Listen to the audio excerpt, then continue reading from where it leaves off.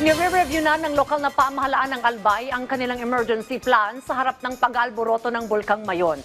Bantay sarado rin ng mga pulis ang paligid ng 6-kilometer permanent danger zone. May detalye si Emmanuel Bongkodin ng Radyo Pilipinas Albay. Tuloy-tuloy ang Oplan Bandilyo ng mga otoridad sa Albay matapos itaas sa Alert Level 2 ang Bulkang Mayon. Dito sa Barangay Kirangay sa Kamalig, walang patid ang paalala sa mga residente na sumunod sa mga inilalabas na abiso ng pamahalaan. At para agad matugunan ang pangangailangan ng mga residente sa naturang bayan, nire-review na ng lokal na pamahalaan ang emergency plan nila sakaling pumutok ang bulkan.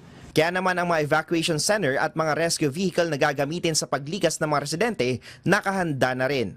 Habang ang listahan ng mga pamilya na natukoy ng LGU na ililikas na ibigay na sa DSWD. Todo bantay rin ang mga pulis at sundalo para matiyak na walang makapapasok sa 6-kilometer permanent danger zone. Samantala, nagbabala ang DOST Pag-asa sa publiko sa lahar flow at landslide dahil sa umiiral na shear lines sa Albay. Posible kasi ang katamtaman hanggang sa malakas na pag-ulan sa Albay at Karatig lalawigan.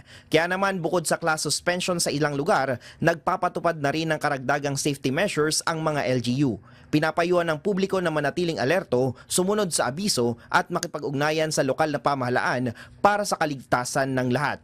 Mula sa Albay, para sa Integrated State Media, Emmanuel Bongkodin ng Radyo Pilipinas, Radyo Publiko.